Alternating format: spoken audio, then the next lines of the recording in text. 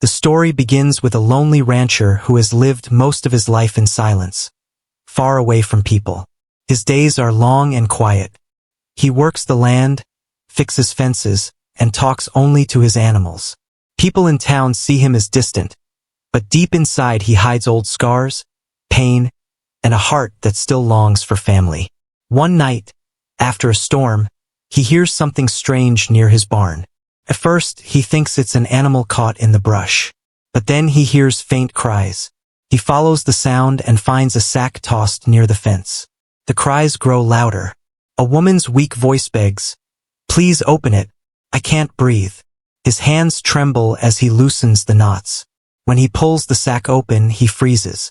Inside is not only a desperate woman, but a child clinging to her. The woman is pale, her face bruised, her dress torn. She gasps for air. The child hides behind her, eyes wide with fear. The rancher doesn't know what to do. For years, no one has stepped onto his land. Now strangers are here, broken and afraid. He wants to turn away, but something in him can't. He carries them into his cabin and lays them by the fire. As the woman recovers, she tells her story. She was running from men who wanted to harm her. She had nowhere else to go, so she kept running through the woods until she collapsed near his ranch. The rancher listens in silence. The child doesn't speak at all. Slowly, over days, he gives them food, water, and safety. The rancher's life begins to change. The cabin, once empty, now carries the sound of footsteps and whispers. The woman helps in the kitchen, and the child follows the rancher outside, watching him feed the horses. He feels something he thought he had lost long ago, connection, belonging. But shadows still linger. The men who hurt the woman are searching. Their anger is not finished. As weeks pass, the rancher faces his own fears. He must choose whether to send them away to protect himself, or fight to keep them safe. Memories of his past rise. His own family lost to violence long ago. He realizes he cannot let history repeat itself. He begins preparing. The ranch, once a place of solitude, becomes a fortress. Tension grows when the strangers arrive at the edge of his land. They threaten, they demand.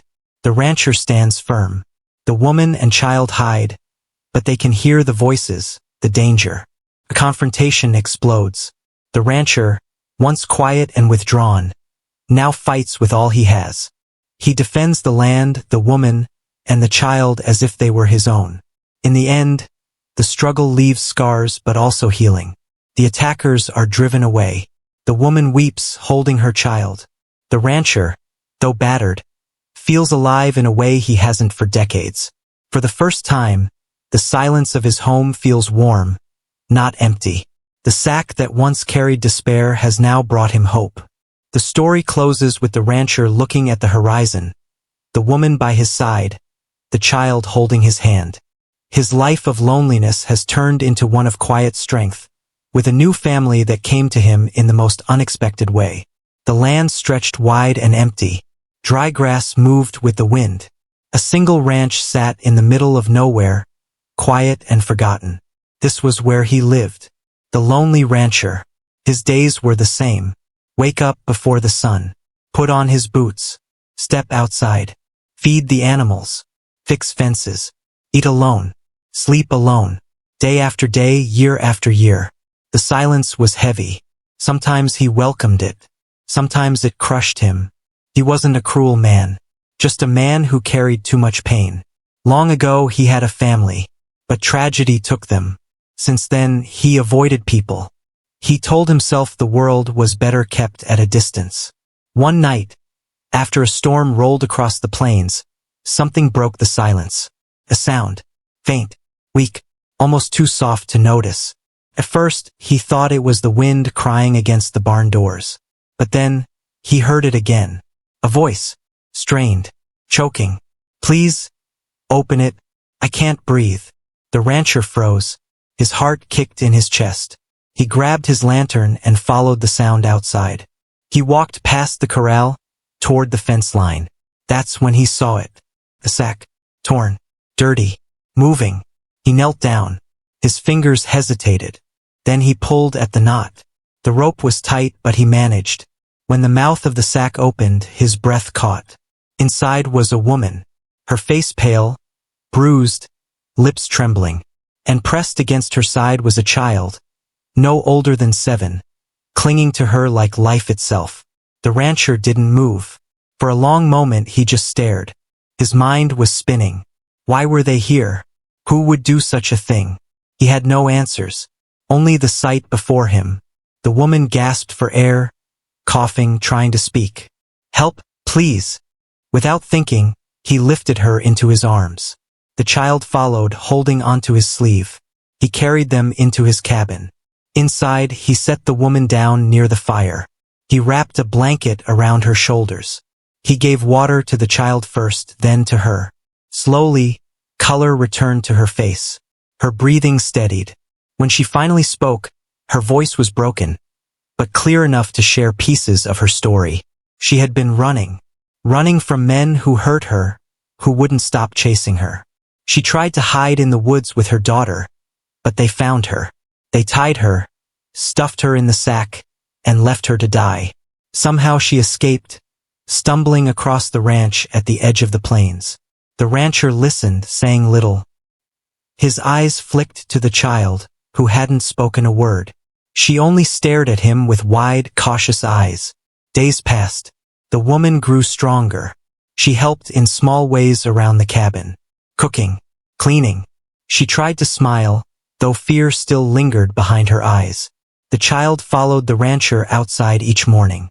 She watched him feed the horses, mend the barn, carry hay. First she stayed quiet, but soon she began to point, to ask small questions. The rancher, though awkward, answered. Little by little, trust grew. For the first time in years, the cabin felt alive. Footsteps on the floor. A voice humming softly while cooking. A child's laughter, faint but real. The silence no longer pressed on him. It wrapped around him like something warm. But peace never lasts long. One night he saw figures near the fence. Shadows moving. Voices whispering. The men were close. They hadn't given up. They were searching. The rancher's chest tightened.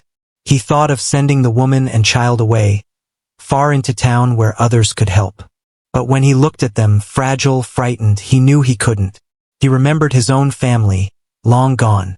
He remembered how he had failed to protect them. He swore he would not fail again. So he prepared. He checked his rifles. He strengthened the fences. He set lanterns where light could cut through the dark. The ranch, once a place of loneliness, was turning into a fortress. The woman begged him not to fight. She feared the violence. But the rancher's eyes told her the truth. He would stand. He would fight if he had to. Not because he wanted to, but because he had no choice. The night came. The men arrived, rough voices calling out. They demanded the woman. They threatened to burn the ranch down. The child clutched her mother, trembling. The rancher stepped outside, silent as stone. First words were traded. Shouts. Warnings. Then came the clash. The men pushed forward, and the rancher fought back with everything he had. The quiet man who once lived only in silence now roared with fury. Shots rang out. Fists struck. The land shook with violence. Inside, the woman held her child, praying it would end. Tears streamed down her face. She heard the fight, the struggle, the pain. When dawn broke, the rancher still stood, wounded, bruised, but standing. The attackers were driven away, limping into the distance. The rancher staggered back inside. The woman rushed to him, sobbing with relief. The child clung to his leg, whispering, "Don't leave us." And something broke inside him. The wall he had built for years, the silence he thought he needed, it crumbled. He realized he wasn't meant to be alone. He wasn't meant to hide from the world. These strangers, this woman and her child, had brought life back into his broken heart. The sack that once carried despair had delivered something else. Hope. Time passed. The wounds healed. The ranch became a home, not just a shelter. The woman laughed again. The child ran through the fields. And the rancher, once only a shadow, stood with them, no longer alone. At sunset, he would stand on the porch. The woman beside him, the child's hand in his. Looking out at the horizon, the silence was no longer empty. It was full. Full of promise. Full of family. Full of love. The lonely rancher was lonely no more. The land stretched wide and silent. Dry grass bent with the wind. The ranch stood alone in that emptiness. And inside it lived a man who had forgotten the sound of laughter. His days were steady, his nights heavy. He worked from dawn to dusk, spoke to no one, and convinced himself silence was enough. But silence is never enough for long. The storm came fast. Rain hit the roof in sheets. The man woke, uneasy, listening to the thunder. He was about to drift back to sleep when he heard it. Faint, fragile. A voice. Please, open it. I can't breathe. He sat up, his blood running cold. No one came here. No one should be here. He grabbed his lantern and stepped into the rain. The ground was soaked, his boots sinking in mud. The wind whipped across the yard. Then his light caught something near the fence. A sack. Torn, filthy, shifting. He dropped to his knees and pulled at the knot. A soft voice again. Please! He tore the rope loose, and the mouth of the sack opened. He froze. A woman lay inside, her face bruised, her chest heaving for air. Against her side clung a small child. The child's eyes met his, wide and unblinking. For a moment the man could only stare. His hands trembled. The woman whispered, "Help us." He lifted her gently, carrying her to the cabin. The child followed, clutching his sleeve with a desperate grip. Inside, he laid the woman near the fire, wrapped her in blankets, and poured water into a tin cup. He crouched low, holding it to her lips. She drank slowly, then reached for the child. The girl crawled into her mother's arms, never taking her eyes off the man. Hours passed before the woman could speak. Her voice cracked. They wanted to kill me. They wanted to take her. We ran. We hid. But they found us. They tied me. They left me in that sack. Tears welled in her eyes. If not for you, we'd be dead. The man sat across from her, silent, the firelight flickering on his face. He didn't answer. He simply gave a small nod. The days that followed were slow. The woman found her strength little by little. She washed her face, combed her tangled hair, and began to help in small ways around the cabin. The girl followed the man outside each morning, quiet as a shadow. She watched him lift hay, feed the horses, mend fences. She never spoke until one morning. As he hammered a loose board, she asked, "Why do you live here all alone?" The hammer stopped. His shoulders tensed. His voice, rough and low, finally came. "Because everyone I loved is gone." The girl tilted her head. "Don't you get lonely?" His eyes flicked to hers, and for a moment he almost smiled. "I did. But then I got used to it." The girl frowned. "I don't think anyone gets used to lonely." He had no answer. Later that day, he found a little flower lying on his workbench. He knew she had left it there. He didn't move it for days. Nights grew warmer with the sound of footsteps, with the woman's soft humming in the kitchen, with the girl's laughter bouncing through the yard. The man didn't say much, but he listened. He listened to every word, every giggle, every quiet whisper between mother and daughter. It stirred something in him he thought was gone. But danger returned. One evening, while checking the horses, he saw shadows at the edge of his land. Harsh voices carried in the wind. His jaw tightened. He stepped inside, his face dark. The woman saw it instantly. "They found us, didn't they?" He gave a slow nod. Her voice shook. "We have to leave. If they stay, they'll kill you too." He shook his head. "No, not this time." Her eyes filled with tears. "You don't know what they're capable of." His gaze didn't waver. "I know, but they're not taking you." The girl tugged at his sleeve. "You'll keep us safe, won't you?" For a moment he couldn't speak. He only nodded, rough and certain. The next days were filled with tension. He worked harder than ever, checking rifles, setting lanterns around the yard, patching weak boards in the barn. The woman begged him not to fight. "Please don't do this. We can disappear. We can run again." His voice was firm. "You can't spend your whole life running." Her eyes searched his face. "Why are you doing this for us? You don't even know us." He looked at her for a long moment, his voice heavy. "Because I know what it's like to lose a family, and I won't let it happen again." The girl slipped her hand into his. Her voice was barely a whisper. "Don't let them take us." That broke something inside him. His heart, sealed off for years, cracked open. He squeezed her hand gently. "They won't." The night finally came. The men rode in, shouting, mocking, their threats sharp in the dark. "Hand her over, old man, or we'll burn this place to the ground." The rancher stepped into the lantern light. Silent, solid. One man sneered. "Look at him. Thinks he's tough. He's just one man." Another laughed. "He won't last a minute." The rancher didn't answer. His silence was heavier than words. The fight exploded. Shots rang out. The rancher fired back, his rifle steady in his hands. When one man lunged close, the rancher swung hard, knocking him down. Another charged, and they grappled in the dirt, fists striking, boots kicking. Inside, the woman clutched her child, whispering, "Please, God, keep him alive." The girl buried her face in her mother's chest. "Mama, will he win?" The mother could only rock her, whispering, "I don't know, baby. I don't know." Outside, the rancher fought like a man with nothing left to lose. Every blow, every shot, every breath was for them. He refused to fall.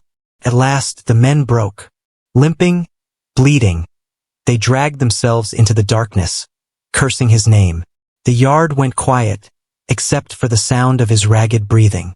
He staggered inside, his shirt torn, his face bruised. The woman gasped and rushed to him, tears streaming. "You're hurt." "I'm fine," he said, though his legs shook. The girl wrapped her arms around his waist, pressing her face against him. "Don't leave us, please." His throat tightened. He placed a rough hand on her hair, holding her close. For the first time in years, words broke from his heart. "I'm not going anywhere." Time passed. His wounds healed. The ranch filled with new sounds. The woman's laughter at the table. The girl's endless questions. "Why is the sky so big here? Why do horses sleep standing up? Why does the rooster crow so early?" The man answered each one, sometimes awkwardly, sometimes with a smile.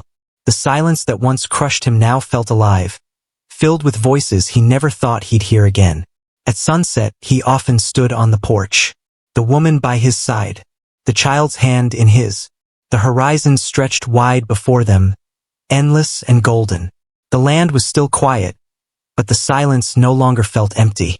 It was full of hope, full of family, full of love. The lonely rancher was lonely no more. The plains stretched farther than the eye could see, an ocean of grass that whispered when the wind swept across it. The ranch sat in the middle of that silence, weathered boards creaking, the smell of old cedar mixing with dust and hay. Inside, the man moved through his routine with the rhythm of habit. The scrape of boots on wood, the clink of metal pails, the slow sigh of the wind pushing against the window panes. Every sound was a reminder of his solitude. At night, the stillness was so deep he could hear the coyotes calling from miles away. Sometimes the barn shifted with the moan of settling beams, and he would pause, waiting, listening. But always the silence returned. Heavy, final. Then came the storm. First, a low roll of thunder on the horizon, like a growl building in the chest of the sky. The wind picked up, rattling loose shutters. Then the rain came, fat drops that struck the tin roof like hammers. The man lay awake, staring at the ceiling, counting the seconds between lightning and thunder. That was when he heard it. Faint, human, a cry carried on the storm. "Please, open it. I can't breathe." His eyes flew open. He held his breath. For a long moment only rain answered him. Then the voice again, weaker this time. He grabbed his lantern, the flame sputtering in the draft, and stepped out into the storm. The smell of wet earth rose up. Mud sucked at his boots. Lightning split the sky, and for an instant the land lit up silver. That was when he saw it, a shape by the fence. A sack, torn, moving. The rope was wet and stiff beneath his fingers as he tugged at the knot. His heart thudded in his ears. Then the sack split open and he froze. A woman's face, pale, bruised, her breath shallow and ragged. Beside her, a child, eyes wide and glassy, clinging to her with both arms. The woman's lips trembled. "Help us!" Rain dripped from the brim of his hat as he stared. His chest felt hollow. For a heartbeat he didn't move. Then he scooped her into his arms, her weight limp against him. The child clung to his sleeve, her tiny hand cold as ice. Inside the cabin, the fire hissed and cracked as he stoked it higher. The smell of smoke wrapped the room, mixing with damp wool and earth. He laid the woman on a blanket near the flames, steam rising from her wet dress. He poured water into a tin cup, held it to her lips. She coughed, then drank. The child pressed close against her, watching him like a cornered animal. The hours crawled by. The wind screamed against the walls. The woman finally spoke, her voice thin. "They tied me. They left me in that sack. If you hadn't found us..." She shook, her arms tightening around the child. "We'd be gone." The man didn't answer. The firelight threw shadows across his face, lines carved deep from years of sun and sorrow. He only nodded once. The days that followed were marked by small sounds that broke the silence he had lived with for so long. The scrape of a chair as she stood to help with dishes. The soft patter of bare feet across the floor. The child's quiet humming as she followed him to the barn. The smell of bread baking again in the cabin. Things he hadn't known he missed until they returned. One morning, as he hammered a loose board, the child's voice broke the quiet. "Why do you live here all alone?" The hammer paused mid-swing. He didn't look at her. "Because everyone I loved is gone." The girl tilted her head, her voice gentle. "Don't you get lonely?" He swallowed hard. "I did, but I got used to it." The girl frowned. "Nobody gets used to lonely." Her words lingered long after she left. Later, when he returned to his workbench, he found a small flower resting there. Wild, delicate, left without a word. He didn't move it for days. Evenings became softer, the smell of stew simmering on the stove, the creak of the rocking chair as the woman sat near the fire, the child's laughter when the old hound barked at its own reflection in the window. The silence of the ranch was no longer empty. It was filled with breath, with warmth, with life. But peace is fragile. One evening, as he checked the horses, he smelled tobacco smoke on the wind. Faint voices carried across the dark. Shadows shifted at the fence line. His stomach tightened. When he stepped back inside, his face was pale, jaw tight. The woman saw it instantly. Her hands trembled. "They've found us, haven't they?" He nodded once. Her voice cracked. "We have to leave. Please. They'll kill you too." He set his rifle against the wall, his voice low but steady. "No, not this time." Her eyes filled with tears. "Why would you risk your life for us?" He looked at her a long time, his voice heavy as stone. "Because I know what it's like to lose a family, and I won't let it happen again." The girl tugged at his sleeve, her small hand warm against his calloused one. "Don't let them take us," she whispered. His throat tightened. He bent slightly, looking her in the eyes. "They won't." The night came heavy with tension. Lanterns swung in the yard, their flames dancing in the wind. The sound of horses' hooves approached, the jingle of spurs, the rough laughter of men. "Hand her over," a voice shouted. "You can't hide her forever." The rancher stepped into the lantern light. His boots sank into the dirt. His rifle was steady in his grip. He didn't speak. His silence was a wall. The men jeered. "One old rancher? You'll be dead before sunrise." The first shot split the air. The fight was chaos. Gunfire cracking, fists striking, the smell of gunpowder burning the night. The woman crouched in the cabin, clutching her child, whispering prayers that tangled with the sound of the storm outside. "Will he win?" the girl cried. The woman's voice shook. "I don't know, baby. I don't know." Outside, the man fought with everything he had left. He moved like a storm himself, every strike fueled by years of grief, by the fear of losing them. His breath came harsh, his body bruised, but he stood unbroken. When dawn came, the men lay scattered, groaning, retreating into the pale light. The air smelled of smoke and blood. The ranch was scarred, but it stood. He staggered inside, his shirt torn, face bloodied. The woman gasped, rushing to him, tears streaming. "You're hurt." "I'm fine," he rasped, though his knees shook. The child threw her arms around him, clinging tight. "Don't leave us, please." For the first time in years, he let his heart speak. His voice cracked. "I'm not going anywhere." Time healed the wounds. The ranch came alive again. The sound of the woman's laughter at the table. The child's endless questions. Why is the sky so big? Why do horses sleep standing up? Each one answered patiently, sometimes with a smile. The smell of fresh bread and wildflowers replaced the staleness of dust and silence. The first nights after the storm were quiet, but not with the same heavy silence the rancher had always known. This was a different quiet. The sound of the woman's breathing by the fire. The soft rustle of the child shifting in her sleep. The occasional cough, followed by a sip of water he carefully held to her lips. Each small sound reminded him he was not alone. In the mornings, the woman tried to rise, but her body still trembled from exhaustion. He would lift the kettle from the fire, pour steaming water into a cup, and set it on the table. The smell of strong coffee filled the cabin. He said little, only sliding the cup toward her. She would meet his eyes, whisper, "Thank you," and sip it slowly, the warmth chasing the chill from her chest. The child, bright-eyed despite the ordeal, explored the cabin. Her fingers traced the rough grooves in the wooden table, the chipped edge of a mug, the iron hinges on the door. She asked questions constantly. Why is the fire always crackling?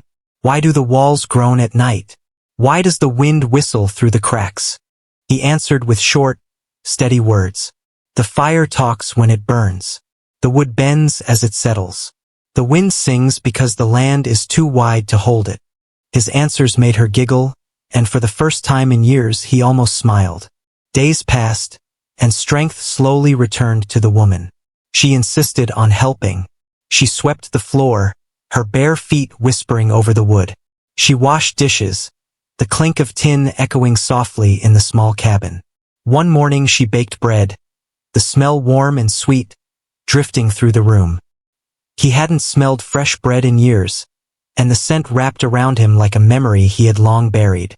The girl followed him outside each day. The barn smelled of hay and leather, the horses snorting as he brushed their coats. She would stand by the fence, watching intently, her little hands gripping the rails. One morning she asked, "Can I help?" He hesitated. Then he handed her a small brush. The horse shifted, but the girl's hand was gentle. "Good," he muttered. Her face lit up with pride. Later, she asked, "Why do you always wear that hat?"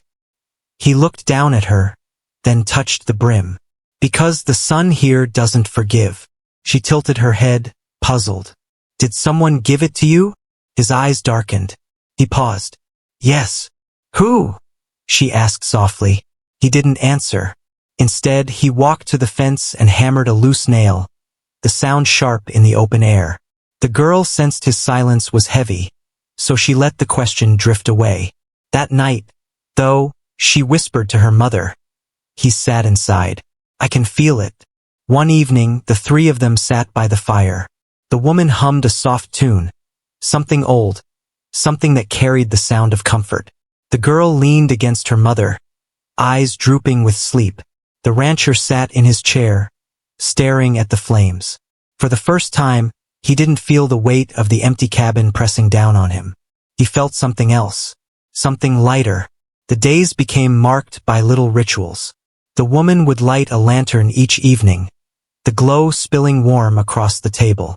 The rancher would check the doors and windows before bed, his boots heavy on the floorboards. The girl would whisper a prayer before closing her eyes, her voice so soft it barely reached their ears. Sometimes, in the mornings, the woman would step outside to breathe the cool air. The smell of sagebrush drifted across the plains, carried by the wind. She would wrap her shawl tighter around her shoulders, close her eyes and whisper, "I thought I'd never see open sky again." The rancher, standing nearby, would glance at her but say nothing. Bit by bit, trust grew. One night, after the girl had fallen asleep, the woman spoke quietly. "I don't know why you risked yourself for us." Most men would have walked away. He stared at the fire, his voice rough. "Most men don't know what it feels like to bury their own." Her breath caught. She said nothing more, but her eyes filled with tears. She turned toward the flames, her hand resting lightly on her daughter's hair. The girl, though, was the one who broke through his walls the fastest. She followed him everywhere, asking questions, handing him tools, sometimes simply sitting in the dirt beside him, humming softly as he worked. She gave names to the horses. She picked wildflowers and tucked them behind her ears. She left little treasures on his workbench, smooth stones, feathers, tiny buttons she found in the dust. One afternoon, she tugged at his sleeve and asked, "Do you believe God sent us here?" He froze, the rope in his hand going slack. His voice was low. "I don't know." She studied his face, then whispered, "I think he did." Her certainty struck him like a blow. He turned away, his chest tight, his eyes burning in a way he hadn't felt in years. The cabin that had once been a tomb of silence was now alive with sound. The scrape of chairs, the laughter of a child, the soft voice of a woman reading a story by lamplight. Even the old hound, who had grown lazy and silent, now barked again, tail wagging when the girl played with him in the yard. The air itself felt different, less heavy, more forgiving. But peace always carries a shadow, and the rancher knew shadows don't stay quiet forever. The signs came slowly at first. A fence rail splintered, though no cattle had pressed against it. Footprints in the dust near the well, too large to be the woman's, too heavy to be a child's. The rancher's gut tightened. He felt the weight of eyes on the land long before he saw the shadows. One evening, as the sun bled red across the plains, he caught the smell of tobacco smoke on the breeze. The horses shifted nervously, snorting, ears flicking. He stood still, his hand on the worn wood of the barn door, listening. A laugh carried across the fields. Low, mocking. Not close but not far enough either. When he stepped into the cabin, the woman saw his face pale beneath the lantern glow. Her hand trembled as it brushed across the table. "It's them, isn't it?" He gave a slow nod. Her voice cracked. "We have to leave. Tonight. Before they come closer." His jaw tightened. "No." She stepped toward him, her eyes wide with fear. "Please. You don't know what they'll do." His gaze was steady, though the shadows under his eyes were deep. "I know exactly what men like that will do, and I won't let it happen." She shook her head, tears in her voice. "Why would you risk your life for us?" He looked at her, then at the child curled in the chair, half asleep. His voice was rough, breaking at the edges. "Because I know what it feels like to lose a family. I won't stand by while it happens again." That night he didn't sleep. He walked the perimeter of the ranch, lantern in one hand, rifle in the other. The land stretched black and endless around him. Every whisper of wind through the grass made him pause. Every groan of the barn made his grip tighten. When the lantern's flame flickered, he shielded it with his palm and whispered to himself, "Not tonight." The next day he worked harder than he had in years. He patched fences, checked locks, stacked wood by the door. He loaded his rifle carefully, each click of the rounds sliding and ringing sharp in the cabin's quiet. The woman tried again to beg him to leave. He only shook his head. "If you keep running, they'll never stop hunting." Her voice broke. "And if you stay and fight?" He glanced at her, his face hard. "Then maybe they'll stop for good." The girl clung to his sleeve that evening as he set lanterns across the yard. Her little voice trembled. "Will you keep us safe?" He crouched to meet her eyes. For a long moment he said nothing. Then he placed a rough hand gently on her cheek. "Yes, with my life." The night of the confrontation came heavy with heat, the kind that makes the air thick, suffocating. Crickets fell silent. The horses stamped and tossed their heads. The woman paced inside the cabin, wringing her hands. The girl sat on the bed, clutching a small rag doll she had sewn from scraps. She didn't play, didn't hum. She only stared at the door. Then came the sound. Hooves, slow, heavy. The jingle of spurs. Men's voices, loud and cruel, breaking the fragile silence. "Old man, we know she's in there," a voice shouted, rough with whiskey. "Hand her over, or we'll take her by fire and rope." The rancher stepped out onto the porch. The lantern light caught his face, stern and unreadable. His rifle hung easy in his hands, but the men could see the way his shoulders squared. He didn't speak. His silence was heavier than any threat. The men laughed. "One old fool with a gun? You think you can stop us?" Another spat into the dirt. "We'll drag you through the mud before sunrise." The rancher's eyes narrowed. His voice came low, steady. "Try." The first shot cracked, echoing across the plains. The horses screamed in panic. The woman inside gasped, pulling her daughter into her arms. The rancher fired back, the blast of his rifle splitting the night. One man cried out, stumbling, cursing his name. Chaos erupted. Men charged from the dark, boots pounding the dirt. The rancher swung the butt of his rifle into the first man's jaw, sending him sprawling. Another lunged with a knife, the steel flashing in lantern light. The rancher caught his wrist, twisted hard until the blade clattered to the ground, then drove his fist into the man's gut. Inside, the girl pressed her face against her mother's chest. "Mama, will he win?" The woman's voice shook as she rocked her. "I don't know, baby. I don't know. Pray he does." Outside, the fight raged. The air filled with the acrid stench of gunpowder, with the grunt of fists striking flesh, with the heavy thud of boots against dirt. Lanterns swung wildly, their light throwing broken shadows across the yard. The rancher's breath came ragged, his body already bruised, but he fought with the strength of a man who had nothing left to lose.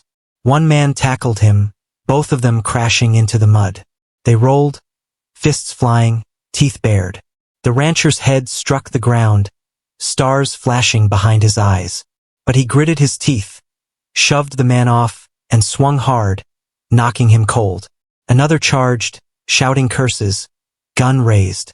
The rancher fired first, the blast deafening, the man falling with a scream into the dirt. The woman inside covered her child's ears, whispering, "Don't listen, don't listen." But the girl trembled. "He's fighting for us, Mama. He's fighting for us." The battle stretched into eternity. The rancher's body screamed with pain, but his heart kept him standing. Each time he staggered, he remembered the girl's voice. "Don't let them take us." Each time he bled, he remembered the woman's eyes, pleading, "Please don't leave us." Finally, as the first light of dawn touched the horizon, the last of the men broke. Bloodied, beaten, they cursed his name and fled into the wide, empty land. The sound of their horses faded into silence. The rancher stood swaying in the yard, his rifle hanging from his hand, his breath ragged. Smoke hung in the air. The earth smelled of sweat, blood, and gunpowder. He staggered back into the cabin. The woman rushed to him, gasping at the sight of his bruises. "You're hurt." He shook his head, voice raw. "I'm fine." The girl ran to him, her arms wrapping tight around his waist. Her small voice broke with tears. "Don't leave us, please." For the first time in years, his throat closed with emotion he couldn't hold back. His hand rested on her hair, rough but tender. His voice cracked. "I'm not going anywhere." The cabin was silent except for the rasp of his breathing. Dawn's light slipped through the cracks in the shutters, soft and gold, washing over the floorboards still stained with dust from the fight. The woman guided him to the chair by the fire, her hands trembling as she pressed a damp cloth against the cut above his brow. Her voice shook. "You should be in bed." He winced but shook his head. "Not until I know you're safe." Her eyes filled with tears at those words. For so long she had been alone in fear, always looking over her shoulder, always running. And here was a man, bruised, bleeding, exhausted, still thinking only of her and the little girl. The child climbed onto his knee, careful not to hurt him. She laid her small hand against his chest, feeling the strong, steady beat beneath. "You didn't let them take us." He swallowed hard, his throat tight. His voice came out a whisper.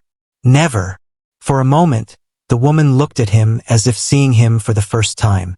Not as the silent rancher who kept to himself, but as a man who had bled for them, fought for them, stayed when every other man in her life had walked away.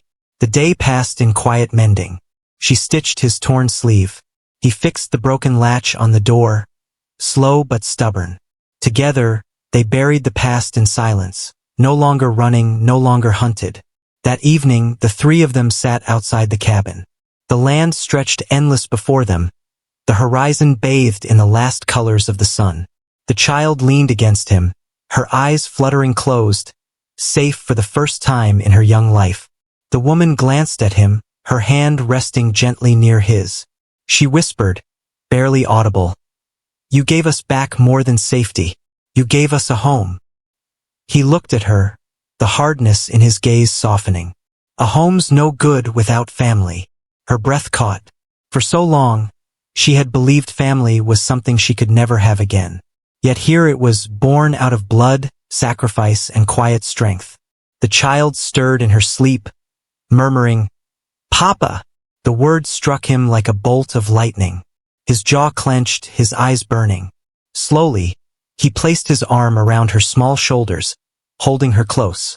He whispered into her hair, voice breaking, "That's right. I'm here." The woman covered her mouth, tears spilling down her cheeks. She reached for his hand this time, not with fear, but with trust. He took it, rough and scarred, but steady. The night deepened, the stars scattering across the sky. The ranch no longer felt empty. It pulsed with new life, with a family forged not by blood, but by choice. And for the first time in years, the rancher felt something he thought he had buried forever: peace. The weeks turned into months. Winter's edge softened, and the land slowly woke from its long sleep. Snow melted into the earth, feeding the dry soil. Tiny shoots of green pushed through the hard ground, stubborn and alive. The rancher worked the land again, this time not in silence, but with laughter drifting across the fields. The girl followed him with a wooden bucket too big for her small arms, spilling half the water with each step. He never scolded. Instead, he lifted the bucket, ruffled her hair, and said, "You'll get it right one day." She beamed at his words, her pride larger than the bucket itself. Inside the cabin, the woman brought warmth that no fire ever could. Curtains hung where bare windows once were. Fresh bread filled the air at sunrise. At night, the sound of her humming lulled both the child and the rancher into a peace deeper than sleep. The girl grew bolder with each passing day. She named the foals born that spring, chasing them with squeals of delight. She decorated the cabin walls with wildflowers tucked into cracks between the logs. And she spoke to the rancher as though he had always been hers. "Papa, will you teach me to ride?" she asked one morning, clutching a rope too big for her small hands. He knelt, tying the rope into a proper knot. His voice was steady. "I'll teach you when you're ready." "I'm ready now," she insisted, chin lifted. He chuckled, a sound rusty and strange on his lips. "Maybe you are." The woman watched this from the porch, her heart swelling at the sight. For so long she had carried the weight of survival alone. Now she shared it. No, she laid it down because she knew she didn't have to fight by herself anymore. Summer brought heat, and with it long days of work. The rancher taught the woman to ride as well, steadying the reins in her hands, his voice calm and sure. She laughed when the horse snorted and bucked lightly, her eyes alive with a joy she thought she had lost forever. Autumn painted the land in gold and red. Together they harvested what little the soil gave, storing it away in the cellar. The girl ran through fallen leaves, her laughter scattering with the wind. In the evenings they sat by the fire, not as strangers bound by chance, but as a family bound by choice. One crisp night, the woman looked at him across the table. Her eyes were soft, but certain. I never believed in second chances. Not for me. Not for her. But you gave us one. He shook his head. No. You gave me one. Their hands found each other on the table's rough surface. No hesitation this time. The girl, half asleep beside them, whispered, "We're home, aren't we?" "Yes, little one," the woman said, her voice breaking into a smile. "We're home." The rancher stared into the fire, the shadows flickering across his worn face. The ghosts of his past still lingered, but they no longer haunted him. Because now, when he looked across the land, he didn't see emptiness. He saw promise. He saw life. He saw family. And in the quiet of that night, under the endless sweep of stars, he finally let himself believe. Some stories don't end in loss. Some begin again. The years rolled by with the quiet rhythm of the land. Seasons kept their steady march, snow giving way to blossoms, heat surrendering to cool winds, and each cycle stitching the family tighter together.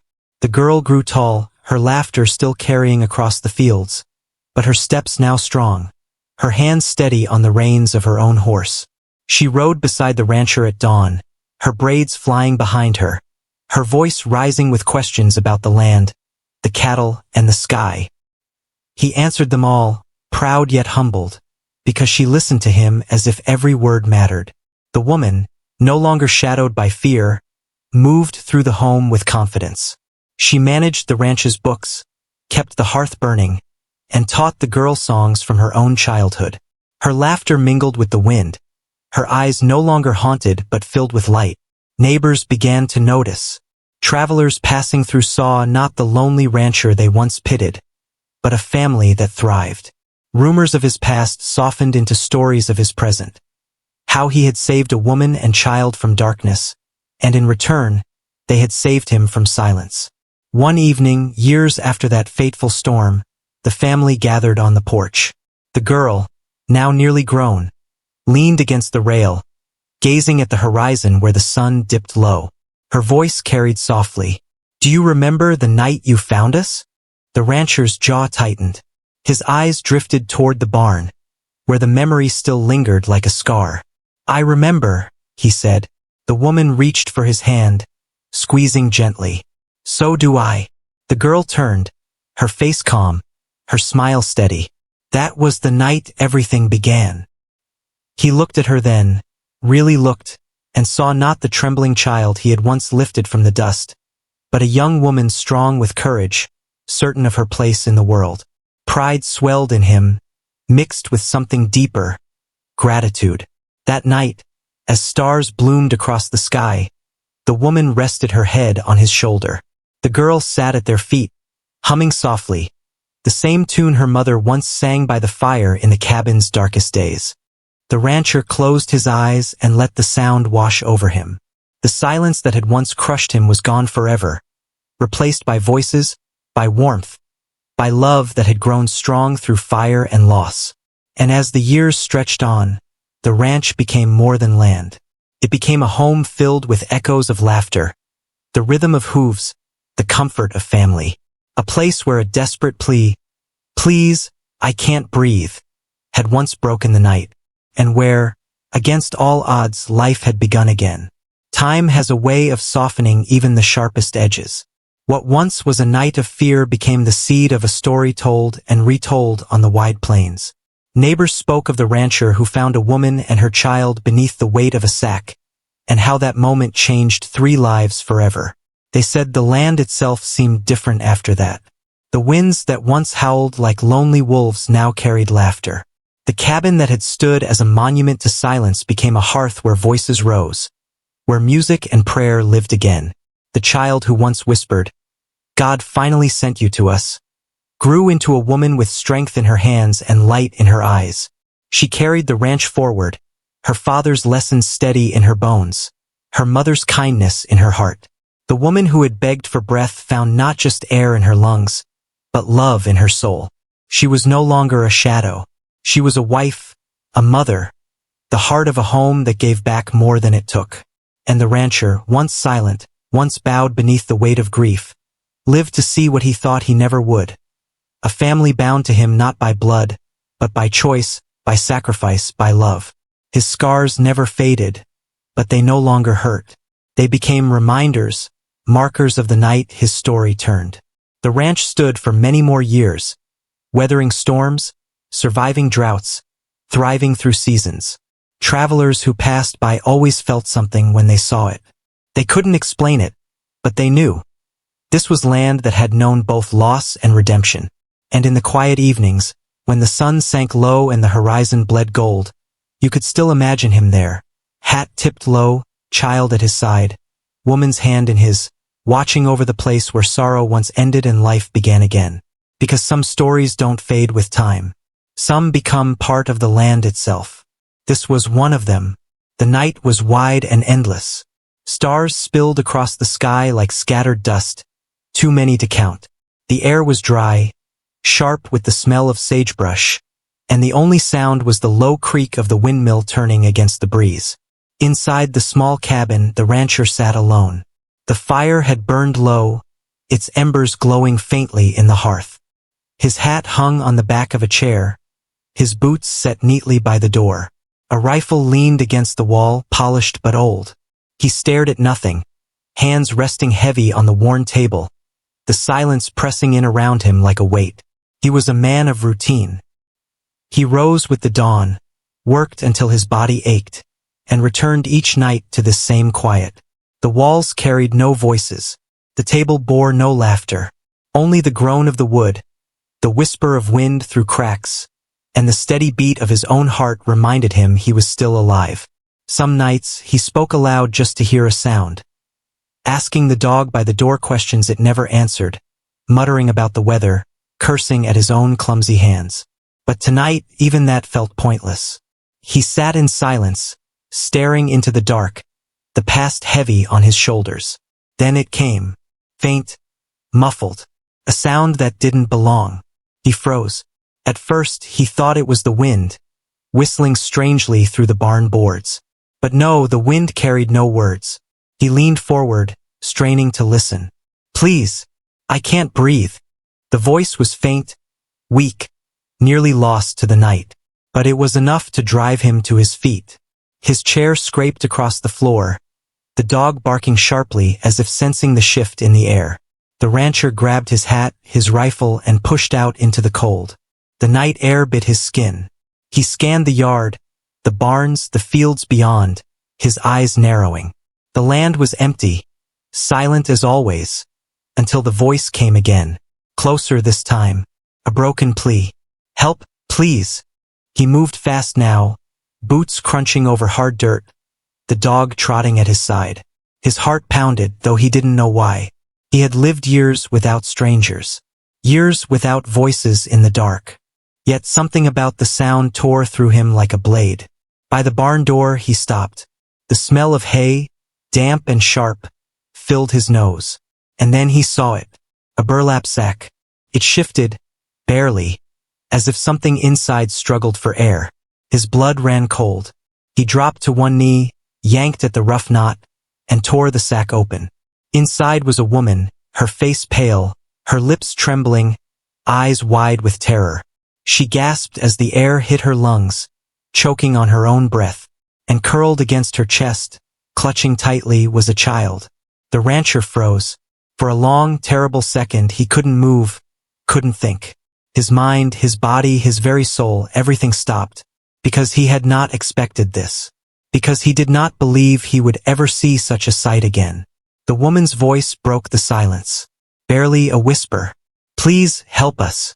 The rancher's hands shook as he pulled the last of the rough burlap away. The woman clutched the child tighter, gasping, her chest rising and falling in sharp, desperate bursts. Dust clung to her skin, streaking her face with grime.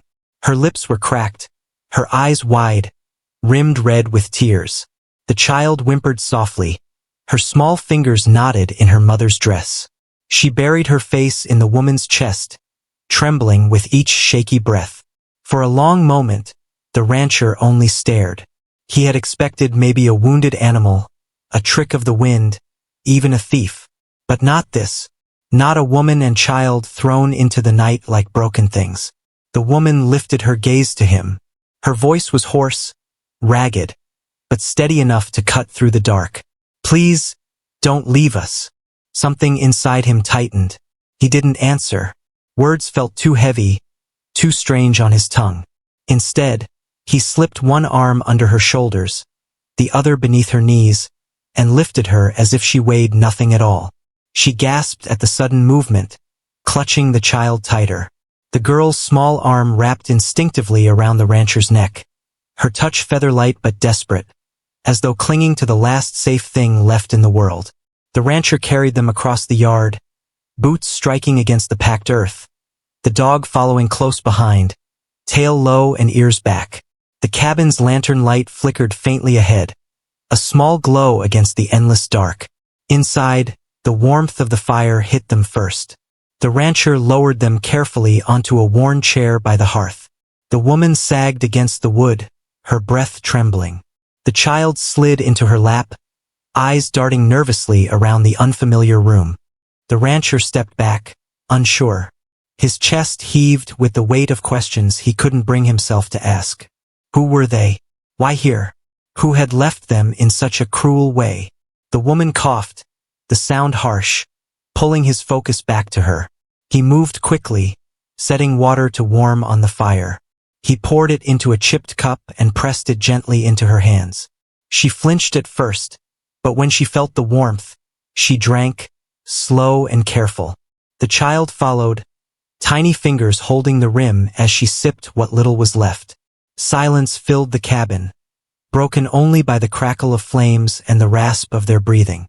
Finally, the woman whispered, her voice so soft he almost missed it. "You saved us." He shifted his weight, staring at the fire. His voice came low and used to speaking. "No, I just couldn't walk away." Her eyes searched his face, as if trying to read the meaning in his silence. But exhaustion won. Her shoulders sagged, her head drooped, and before long she drifted into a restless sleep. The child, though, remained awake. She studied the rancher with wide, unblinking eyes. After a long moment, she whispered, barely audible, "Are you an angel?" The question caught him off guard.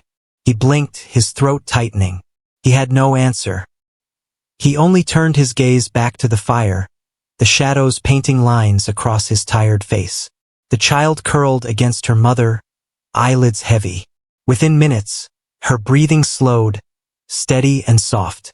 The rancher sat across from them, his chair creaking as he leaned forward, elbows on his knees. He watched them, unable to look away. His world had been silent for so long, his nights filled with nothing but ghosts. But now, in this fragile stillness, everything felt different. The fire popped, sparks rising and fading. The dog stretched out by the door, ears twitching. And in the heart of that small cabin, a man who thought he would never feel again sat guard over two souls who had begged the night for air. Souls he would not let slip away. Morning came pale and cold. Light seeped through the cracks in the shutters, striping the cabin walls in thin bands of gold. The rancher was already awake. He had barely slept, his eyes fixed on the chair where the woman and child had spent the night. The woman stirred, wincing as she tried to shift her weight. The child remained tucked against her, still lost in dreams. For a moment, the rancher thought about speaking, but the words caught in his throat. Instead, he moved quietly about the room. He set the kettle over the fire, the metal hissing as water boiled. The smell of coffee soon filled the cabin. He poured a steaming cup and set it carefully on the table beside her. Her eyes fluttered open. She blinked, confused at first, then looked at him. Her voice was soft, hoarse. You made this for me?" He gave a single nod. "Drink. It'll help."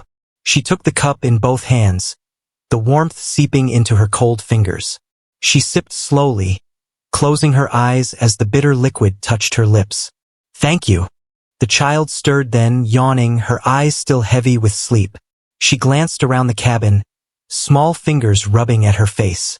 When she saw the rancher, she froze, as if remembering all at once where she was. He gave her a steady look, not unkind, but unreadable. She clutched her mother's sleeve tighter. The woman smoothed the child's hair. "It's all right, Sarah. He's the one who saved us." The little girl's voice was a whisper. "Is he gonna send us away?" The question hung in the air. The rancher paused, his hand resting on the table, the weight of her words pressing into him. Slowly he shook his head. "No, you're safe here." The girl studied him for a long moment, her small eyes searching his face. Then she asked softly, "Do you live here all alone?"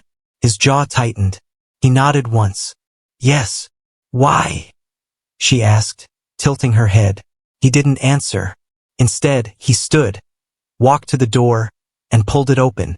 Cold air rushed inside, carrying the smell of sage and earth. "Eat something," he said over his shoulder. "You'll need strength." Then he stepped out, the door closing behind him. The woman watched him go, her heart tugging at the silence he left behind. She glanced at her daughter, who whispered, "He's sad. I can feel it." Later that day she tried to stand. Her legs wobbled beneath her, but she refused to stay in bed. She swept the floor with a worn broom, her bare feet whispering across the wood. She gathered the dishes and scrubbed them with a rag, the clinking of tin echoing softly. Every small task made her breath short, but she kept going. When the rancher returned from the barn, he paused at the doorway, watching her. His voice came low, rough. "You don't have to." Her hands stilled in the wash basin. She looked at him. "If I don't work, I'll never feel like I belong." For the first time, something flickered in his eyes.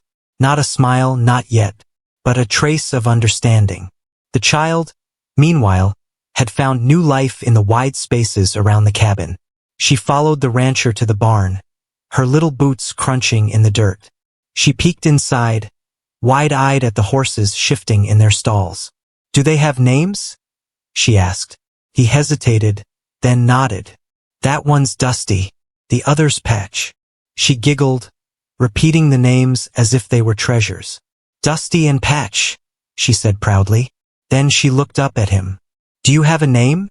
He glanced at her, surprised by the question. "Everyone's got a name. What's yours?" He didn't answer right away. Finally, he muttered, "Jacob." She smiled wide. "Jacob," she said, as though the word itself brought her comfort. "That's a good name." For the rest of the day, she called him by it every chance she got. And though he tried to remain stoic, each time she said it, something in him softened, just a little. That night, after the child had fallen asleep, the woman whispered to him across the fire, "I don't know what would have happened if you hadn't found us." Jacob stared into the flames, his jaw clenched. "Don't think about it. I can't help it," she said, her voice breaking. "We were left to die out there. And you?" She stopped, her eyes filling with tears. "Why would you risk yourself for strangers?" He said nothing for a long time. The fire popped, sparks rising and fading into the dark. Finally, his voice came, low and broken. "Because I know what it's like to lose everyone." The woman drew in a sharp breath. She wanted to ask more, but his face, hard, scarred with sorrow, kept her silent. Instead, she reached across the space between them, her hand resting lightly near his. Not touching, not yet, just near enough for him to feel the warmth. For the first time in years, Jacob didn't pull away. The next morning broke warmer, the sun spilling over the hills, painting the land in soft gold. Jacob was already outside, mending a section of fence. His hands were steady, the hammer ringing against the wood. The sound carried across the open field, sharp and clear. Sarah trotted toward him, her small boots thudding against the dirt. She stopped a few feet away, watching. "What are you doing?" she asked. "Fixing what's broken," Jacob said without looking up. "Can I help?" He paused. She was tiny, her head barely reaching the top rail of the fence. He almost told her no, but the eagerness in her eyes stopped him. Finally, he handed her a small handful of nails. "Hold these." Her smile spread wide. She clutched them in both hands like precious stones. Every time he reached for one, she placed it carefully in his palm, her face serious, as though she were part of something important. By the time the last board was set, Sarah's fingers were smudged with dust. She held up her empty hands proudly. "I did good, didn't I?" Jacob studied her, the corner of his mouth twitching. "Yeah, you did good." From the porch, her mother watched, her heart swelling. She hadn't seen Sarah laugh like that in months. Later, inside the cabin, the woman stood at the small table, kneading dough. Her sleeves were rolled up, strands of hair falling loose around her face. The air filled with the smell of yeast and flour. Jacob entered quietly, dust still on his clothes. He stopped, watching her press and fold, press and fold. "You know how to make bread?" he asked. She glanced up, a faint smile tugging at her lips. "I learned when I was young. My mother said every home needs fresh bread." He shifted, leaning against the wall. "Haven't had it in years." Her hands stilled for a moment. Then she looked him in the eye. "Then it's about time you did." Hours later, when the bread was done, Sarah danced around the table, her little hands reaching eagerly. Jacob tore off a piece and tasted it. Warmth spread across his face, though he said nothing. The woman studied him, waiting. Finally, he gave the smallest of nods. "It's good." Her laugh was soft, relieved. "That's all you've got to say?" He looked at her, his eyes lingering a second too long. "Sometimes that's enough." Days began to blur together. Jacob would rise before dawn, tending the horses, hauling water, repairing what time had worn down. Sarah followed him like a shadow, asking endless questions. Why do horses sleep standing up? Why does the sky look pink in the morning? Do coyotes ever come close to the house? At first, his answers were short, clipped, but over time they grew longer. He found himself explaining the land, pointing out the tracks of deer, showing her how to whistle with a blade of grass. The girl soaked up every word, her laughter ringing across the ranch. Her mother worked in the cabin, sewing, cooking, keeping order. Yet every so often, she would step outside, her eyes drifting to where Jacob and Sarah were. Something about the sight, the tall, silent man walking with the tiny girl at his side, moved her in ways she hadn't expected. One evening, Sarah tugged Jacob's hand toward the porch where her mother sat. "Come sit with us," she insisted. He hesitated, but the girl's grip was insistent. He finally lowered himself onto the step. The three of them sat together, watching the sun dip behind the hills. Silence wrapped around them, but it was not the heavy silence of before. This was lighter, almost peaceful. Sarah leaned against her mother, then whispered to Jacob, "Do you ever get lonely?" The question caught him off guard. He stared at the horizon, his jaw tight. Finally, he said, "Sometimes." "Not anymore," Sarah said with certainty, her small hand reaching to touch his arm. He froze, feeling the weight of that tiny hand. Slowly, almost awkwardly, he let his own hand rest nearby.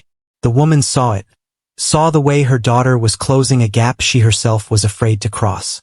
And for the first time, she wondered if this place, this man, might be more than just shelter. Weeks passed in a rhythm almost too steady to believe. Mornings began with the smell of bread or coffee.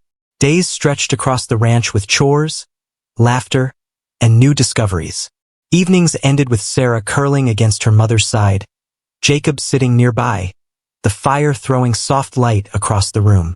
The woman had begun to hum again, small tunes from her childhood, gentle, half-forgotten songs that drifted through the cabin and softened the air.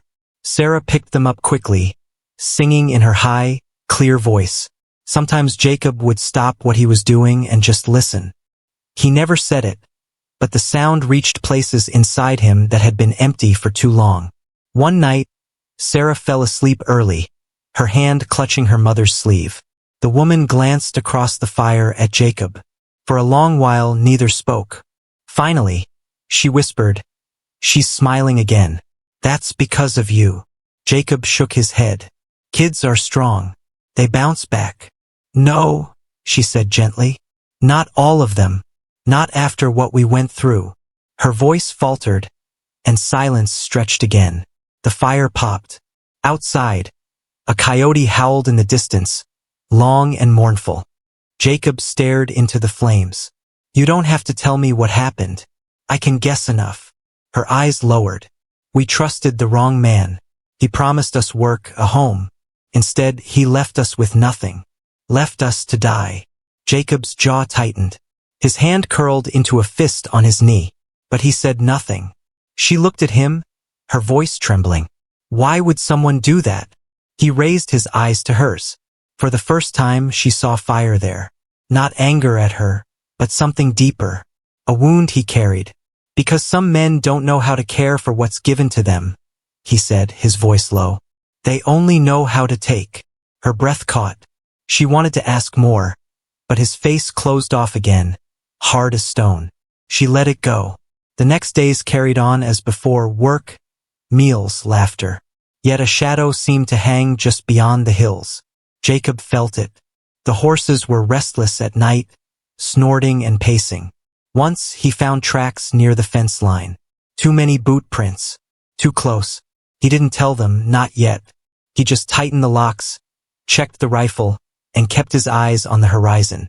One afternoon, Sarah ran in from outside, her cheeks flushed. Mama! Jacob!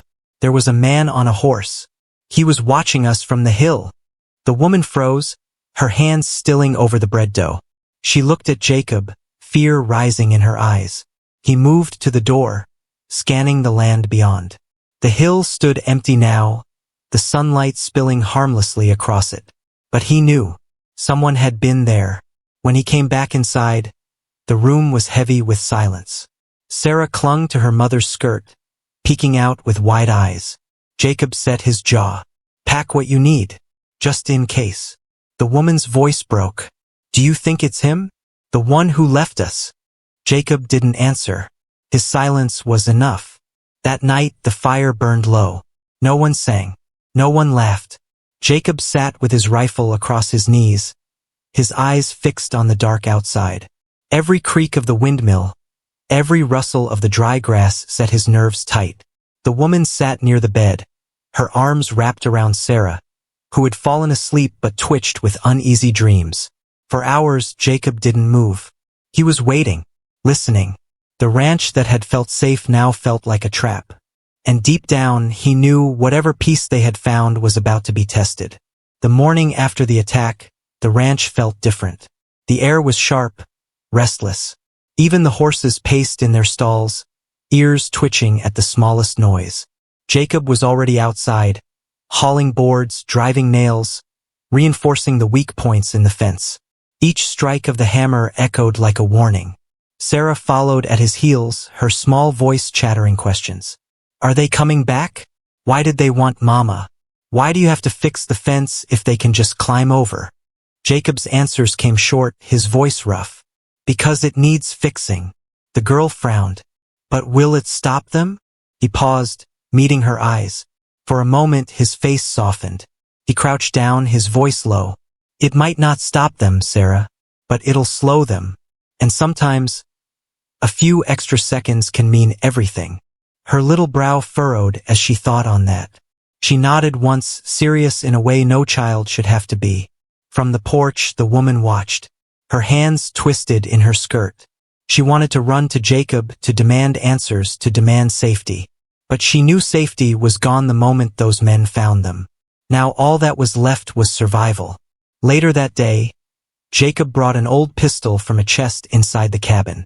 He set it on the table, the metal dull but steady. The woman stared at it, her breath catching. I've never. You'll learn, Jacob cut in. He placed the weapon in her hands, closing her fingers around it. If they get past me, you'll need this. Her hand trembled under the weight. What if I can't? Jacob's voice was steady, his eyes locked on hers. Then you and your daughter die. So you can't afford to can't. The words hit hard. Her throat tightened, but she nodded. She followed him outside, where he set up old cans on the fence post. He stood behind her, his large hand guiding hers. Breathe out when you squeeze the trigger. Don't pull it. Squeeze it slow. Her first shot went wide, the sound jarring her whole body. Sarah clapped her hands over her ears, giggling nervously. You missed, she said, almost teasing. Her mother's lips pressed tight. She aimed again, fire in her eyes. This time the can jerked and fell. Jacob's mouth twitched. Not a smile, but close. Better. Day by day the ranch shifted. Jacob dug shallow trenches near the fence. He stacked wood in certain places, not for warmth, but for cover. He checked the horses, keeping them saddled in case they needed to flee in the night. The woman worked alongside him, her strength surprising even herself. She carried buckets, mended broken boards, kept watch with the pistol tucked into her apron. Each day her hands grew steadier. Each night, her fear hardened into something sharper. And through it all, Sarah never stopped asking questions. Why do you keep looking at the hills? Why do you sleep in the chair by the door? Why don't you smile more? Jacob never gave her the full truth, but sometimes, when she wasn't looking, his gaze lingered on her. A child clinging to innocence in a world trying to steal it. One night, as they sat by the fire, Sarah curled up against her mother's lap, half asleep. The woman looked at Jacob across the glow of the flames. Her voice was quiet, almost a whisper. Do you think we'll live through this? Jacob's answer came slow, measured. I don't plan on dying. Her eyes softened, shining with something unspoken. That's not what I asked. For a long moment, they held each other's gaze. The fire popped between them, the shadows flickering across their faces. Finally, Jacob looked away, his jaw set. Get some sleep, he muttered. Tomorrow will be harder. The day had been eerily calm. Too calm. The air was heavy, the sky painted in strange shades of red as the sun sank low. Even the wind seemed to hold its breath. Jacob worked until dusk, his shirt damp with sweat, his hands raw from the hammer and rope. He checked the rifle again, loading each round with care.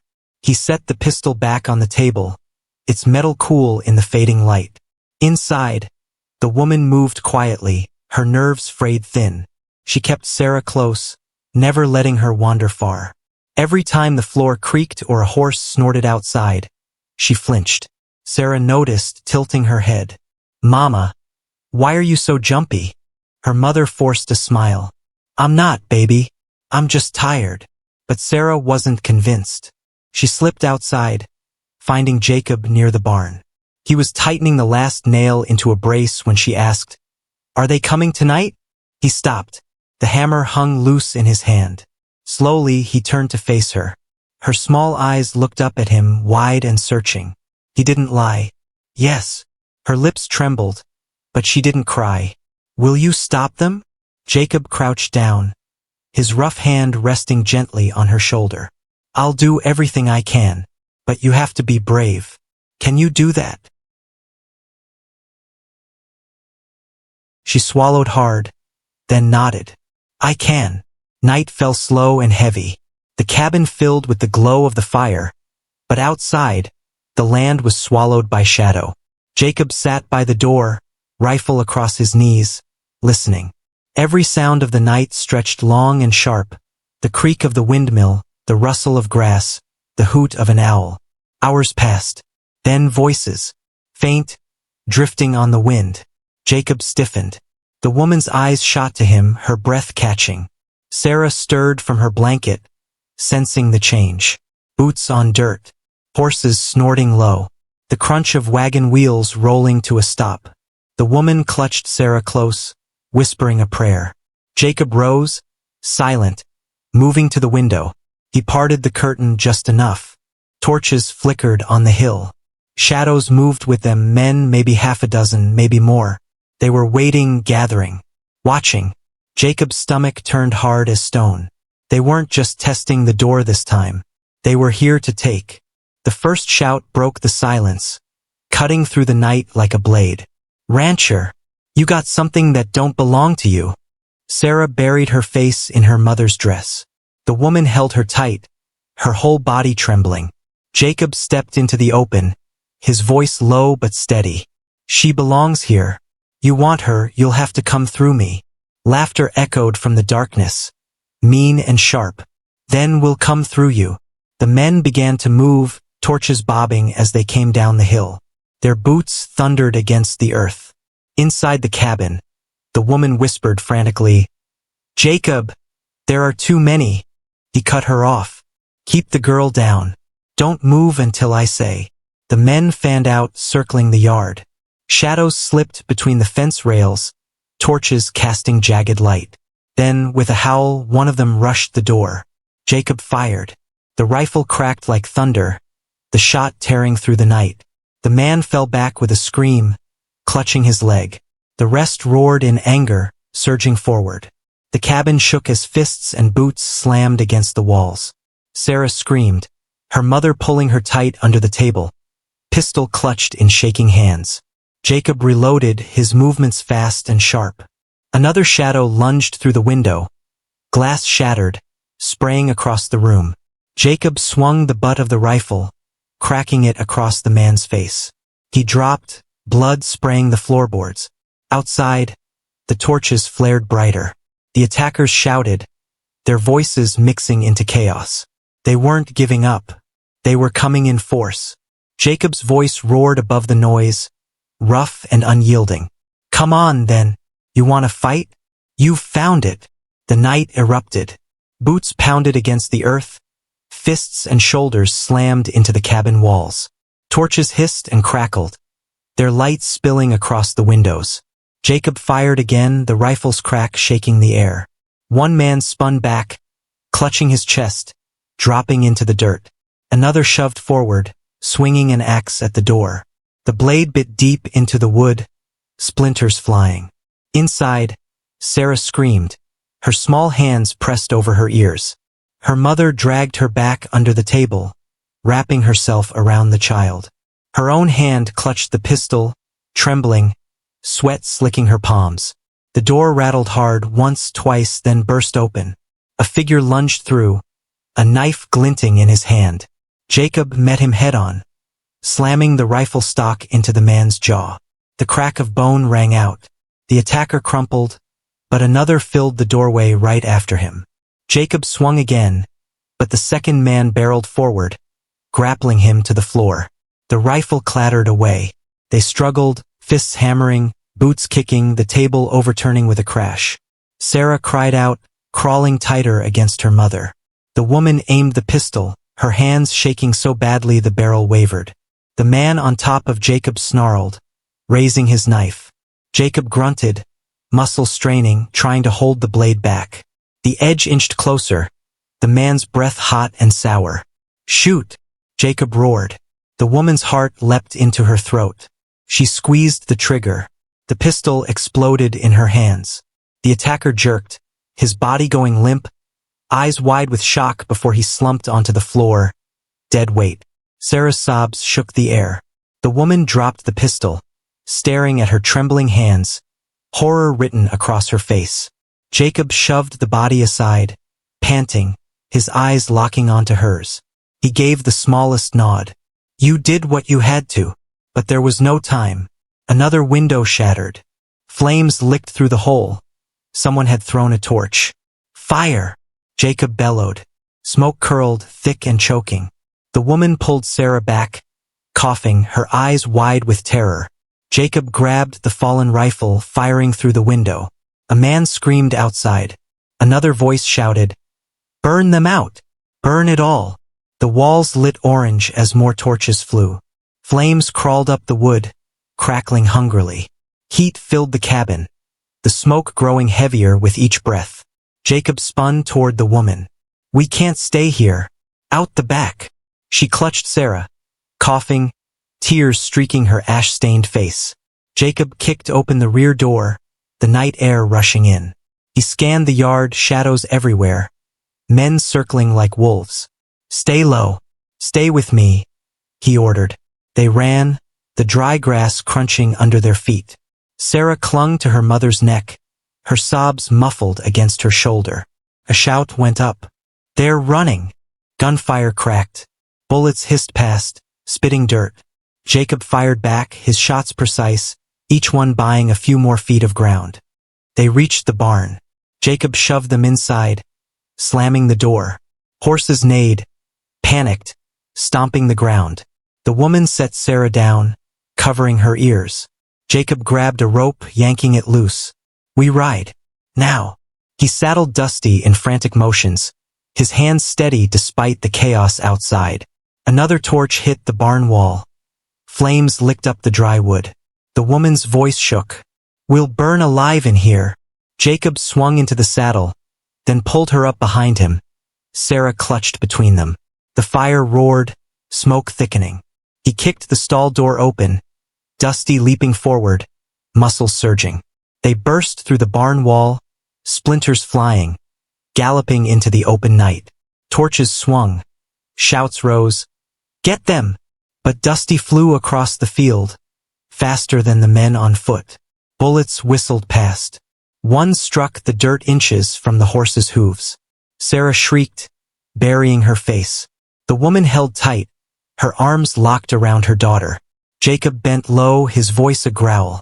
"Hold on!" Behind them, the cabin and barn blazed, the flames climbing into the sky, lighting the night like a beacon.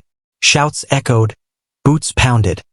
But the horse carried them farther and farther until the noise faded into the dark. Only the fire's glow remained behind them, a burning scar against the land. The pounding of hooves echoed into the night, fading only when Jacob finally slowed Dusty to a trot. His chest rose and fell hard, breath tearing through his lungs. The woman clung to his back, her arms wrapped so tight around him it felt like a vice. Sarah had gone silent, her little face pressed into her mother's shoulder, too exhausted or too frightened to cry anymore. The prairie opened around them, endless and dark, the moon half hidden by clouds. The fire behind them was now just a faint glow, a smear against the horizon. But Jacob's eyes kept darting back, scanning for shadows, listening for the thud of other hooves. He led them down into a shallow creek, guiding Dusty through the water. Hooves splashed softly, masking their trail. "They'll follow the tracks," Jacob muttered under his breath, mostly to himself. "But water will buy us time." The woman's voice was a whisper. "Will they stop?" "No," Jacob said flatly, his jaw clenched. "Men like that don't stop. Not till they get what they want." Silence followed, broken only by the creek's gurgle and Dusty's labored breathing. The woman shifted, pressing Sarah closer. Her arms trembled. "Then what do we do?" Jacob scanned the ridge ahead, every nerve in his body sharp. "We keep moving. We stay ahead of them. And we don't let fear slow us down." They rode for what felt like hours, the night dragging on heavy and endless. At last, when the horizon began to pale with the first hint of dawn, Jacob steered Dusty into a grove of cottonwoods. The trees crowded close, their branches forming a kind of shelter. He slid from the saddle, his legs stiff, every muscle aching. "Down," he said gently, helping the woman dismount. She nearly collapsed when her boots hit the ground, her body giving way after holding Sarah so long. Jacob caught her, steadying her with a hand on her arm. For a moment their eyes met, weary and raw. She looked away first. Sarah whimpered softly, rubbing her face into her mother's dress. "Mama, I'm thirsty." Jacob pulled a canteen from his saddlebag, unscrewed the cap, and handed it over. The woman tilted it carefully to her daughter's lips. Sarah drank in quick gulps, water dribbling down her chin. Jacob crouched low, scanning the treeline, his rifle ready in his hands. His voice dropped to a growl. "We rest for a short while, then we move again." The woman sank onto a fallen log, Sarah curled against her. She looked up at him, her face pale, streaked with soot and tears. "You saved us," she whispered. Jacob shook his head slowly. "Not yet. This isn't over." The words hung in the still air, heavy with truth. For a while, none of them spoke. Only the rustle of leaves filled the silence, the morning light breaking slowly through the trees. Jacob kept watch, his eyes sharp, every sound pulling at his nerves. The snap of a twig, the cry of a hawk overhead, the distant roll of hooves he couldn't be sure he imagined. Sarah's breathing finally slowed, her small body sinking into sleep. The woman's head bent low, her hand smoothing over her daughter's hair again and again, as if to make sure she was still there, still safe. Jacob stayed standing, shoulders square, rifle across his lap. Sleep was a luxury he couldn't afford. Not while danger prowled the horizon. The sun finally broke through the trees, soft and golden, spilling across the grove. Jacob shifted his stance, the rifle heavy in his hands, his eyes fixed on the horizon. The woman stirred when Sarah sat up, rubbing her eyes, her little face tired but calmer than before. Jacob spoke quietly, almost to himself. They'll search the cabin. They'll find nothing but ashes. But they'll know we're alive. They'll come this way. The woman's voice carried a thread of fear. Can't we go to the law? To the town? Jacob's gaze never wavered. Law's too far. By the time we get there, those men would have caught us twice over. We keep moving west. There's old canyons and draws out there. Places to hide. So they moved. Each day began before the sun rose, the cold air biting their skin. Jacob led the way on Dusty, sometimes walking on foot to save the horse's strength. The woman rode with Sarah clutched close, her arms wrapped around the child, her eyes always scanning the land even when she didn't know what to look for. When the sky burned hot at noon, they stopped under trees or in dry creek beds. Jacob showed Sarah how to drink from cupped hands, how to stay quiet when every sound carried. At night, he built small fires, just enough to warm them but never high enough to be seen from afar. The woman watched him work, silent at first, then slowly asking questions. How do you know where to go? How do you know which way is safe? Jacob would glance at her, then back to the horizon. Years alone teach you to read the land, the way the wind moves, the way birds circle. You learn to see danger before it comes close. Sarah listened, wide-eyed, clinging to every word. Sometimes she smiled when Jacob spoke, as if she believed he could protect them from anything. But danger was never far. Twice in the distance they heard riders. The thud of hooves carried on the wind, drawing closer, fading, then circling back again like wolves on a trail. Jacob would motion them down into the grass, his body shielding theirs as they lay still, barely breathing, until the sound faded away. One night, as the stars spread bright above them, Sarah whispered, "Mama, will they find us?" Her mother pulled her close, kissing her hair. "Not while he's here." Her voice trembled, but there was faith in it, too. Jacob heard the words, though she hadn't meant for him to. He didn't answer. He only kept watch, his rifle balanced across his knees, his eyes never leaving the dark horizon.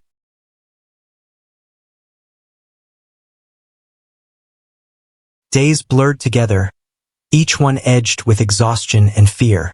Food grew scarce. Jacob hunted rabbits and quail with quiet patience, sharing the meat sparingly. Sarah wrinkled her nose at the taste but ate because he told her she must. At the creek, the woman washed soot and dirt from her face, her hands raw from scrubbing. Jacob noticed how the water caught in her hair, how the fear never fully left her eyes. But he said nothing. His silence was his shield, and he wore it as surely as he carried his rifle. Still, something shifted. When Sarah laughed one afternoon, just a little, chasing a butterfly that darted through the tall grass. It cut through the heaviness like sunlight breaking storm clouds. The woman laughed too, soft and quick, and even Jacob's mouth twitched in the shadow of a smile. For a moment they weren't hunted. They were just people trying to live. But the moment never lasted long. Tracks appeared in the dirt, fresh, too fresh. Jacob crouched low, touching the prints with his fingertips. For riders, not far. He rose, his voice sharp now. "We move. Now." The woman's face paled, but she didn't argue. She lifted Sarah onto Dusty, climbing behind her. Jacob led them into the canyons, winding through narrow passages where stone walls rose high on either side. The shadows grew deeper, the air cooler, the sound of hooves echoing. The hunters were closer, and Jacob knew the running couldn't last forever.